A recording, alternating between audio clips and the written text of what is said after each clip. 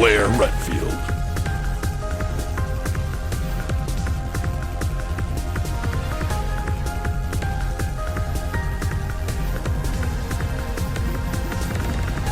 Barry Burton.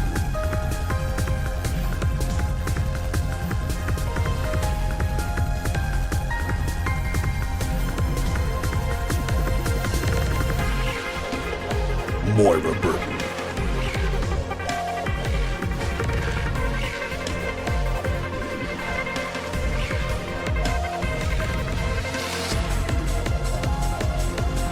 Natalia Corda.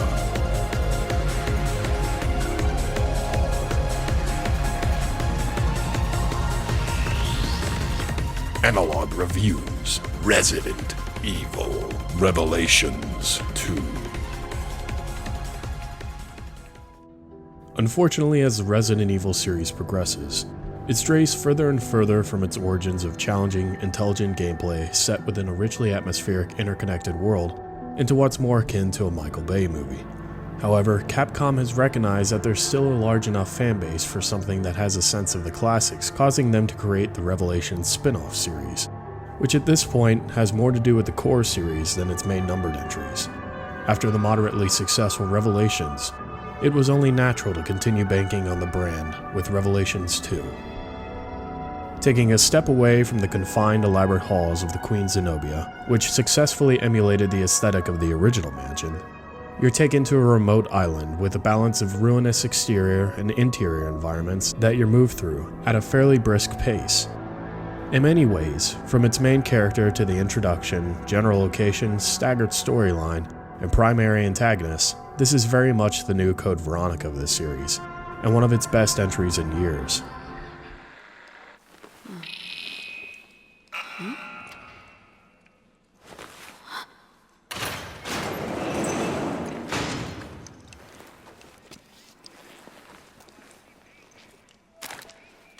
Why did it open? I didn't do anything. Primarily, you play as Claire, who seems to be in a prison cell at some point in every game she's in, and fan favorite Barry Burton, who's been largely absent from the franchise since the first, other than a brief cameo in 3 and as a supporting character in Resident Evil Gaiden. Oddly enough, the narrative is told in such a way that the story of this game is actually intriguing. It's done through a series of 2-part episodes that first have you playing as Claire and Moira Burton, with the second part occurring sometime later as Barry meets up with an unusual girl named Natalia as they follow Moira and Claire's trail as Barry looks for his daughter.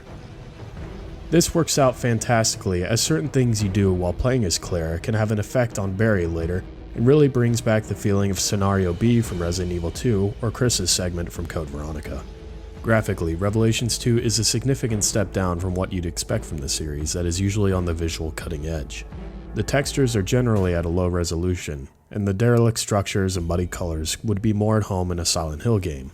Considering the low price point makes this an understandable cutback though.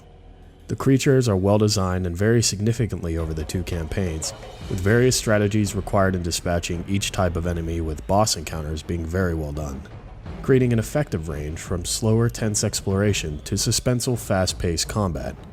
The voice acting is handled well considering how bad past entries have been, but the audio quality is subpar with its lower fidelity and limited soundtrack, with a few standout pieces. While it matters little now, Revelations had an unneeded episodic release for no real reason that was frustrating when it first came out, and staged features such as not allowing online cooperative play for raid mode until a few weeks after the last episode was released. For some reason, most of the larger problems with this game fall within the general lines of extremely stupid design choices that should have never been an issue in the first place.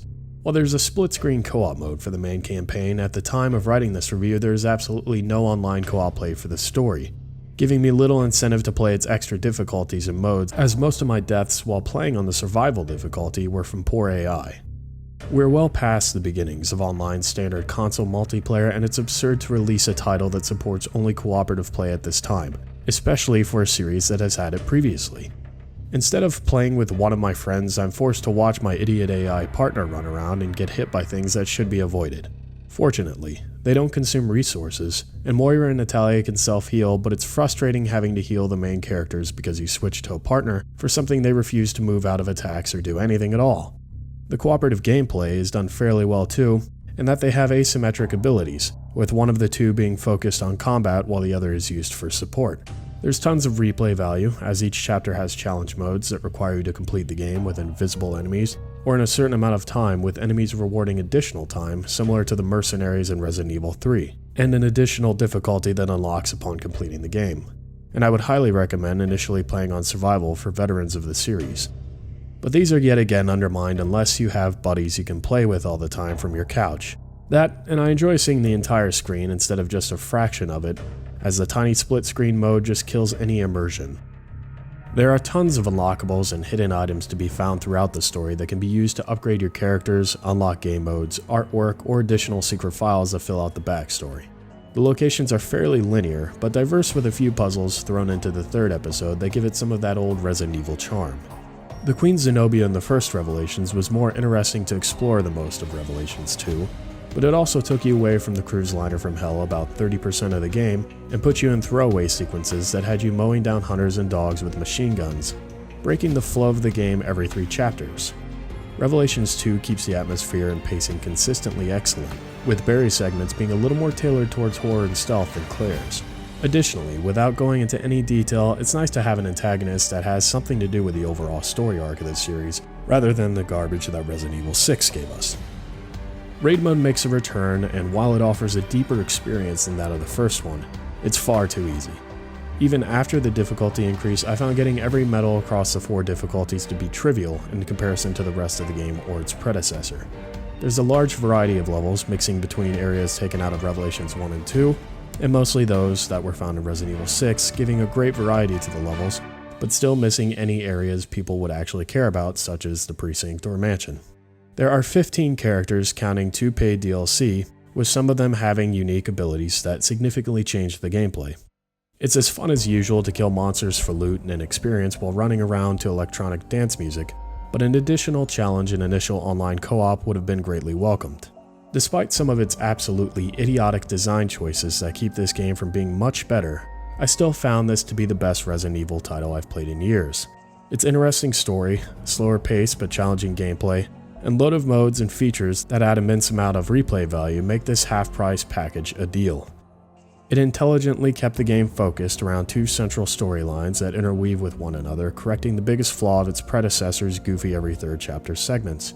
While the environment doesn't have that genuine Resident Evil feel, it's a story that's told on a comparatively large scale with intelligent and diverse locations picked out for the player to travel to, as they carefully tread around the island seeking survival and the truth.